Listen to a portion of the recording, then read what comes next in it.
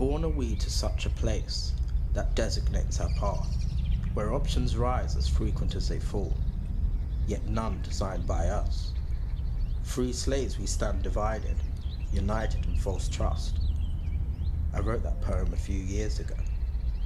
As much as I believe it to be true, I intend to embrace its ideals no further, abstain mentally, adopt the mindset of a pensive learner. Proposal is far simpler than practice.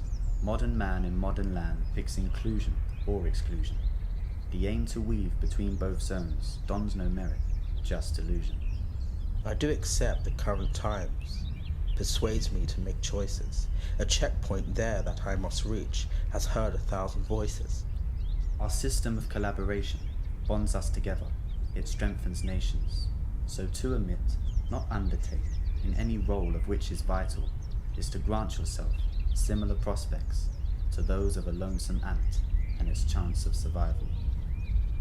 I do not intend to remove myself entirely. Days, weeks, months, years, all quantities of time, burdened with stress and anxiety, emotional involvement with an institution that has never been mine. I understand that for the sake of myself and those who I hold dear, I must participate, but only in a physical form. The thoughts to it that I do dedicate must soon be seen to disappear. I'll learn to muse on other subjects. Perhaps I'll see more clear. And how do you intend to do so? Is it not clear that this is beyond practicality? There are no such instances when one may forego the contemplations that arise in society. Yet how would one retort in an instance with another? Your feelings of admiration declined. Though trapped in misfortune to see them once daily, how could you react? In anger? Blind eye?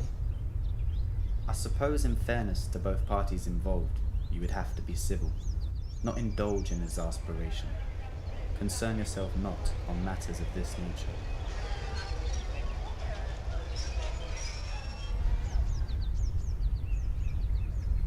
There in fact is my approach, to not engage my mind in dissidence. Acknowledge I must that I am present, yet avoid a path of foolish decadence. I must be my comfort zone, not monetary power or abundance of materials.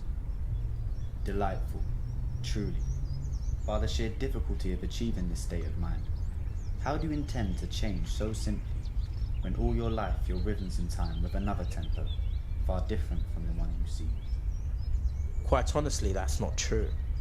As a child, our interests and aspirations are more natural than those we attain in the latter days of school.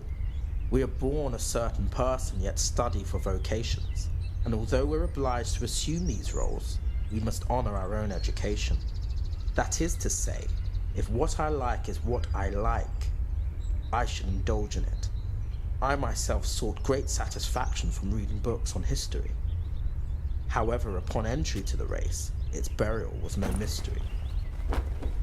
It was no longer about who I was, it became about what I was seen as. And in due time I donned the role, and lost a dear, dear part of me. I understand how this occurred. We're shaped by what we see. A method actor can play the character, but sometimes it's extreme. Yet to acknowledge your natural self, priceless, when compared to wealth, though an overnight change of such proportion is a mammoth task to set. I owe it to myself to try, and that I do accept. This modern man in modern land is now more far adept, as I now know the path to take is one that I must set.